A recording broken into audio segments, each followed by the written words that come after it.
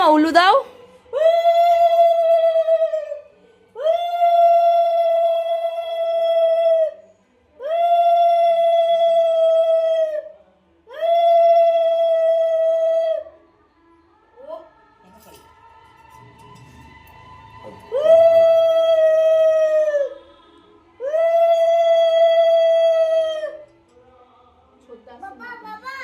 জানি খেয়ে দিয়ে আসবে দুপুরবেলা।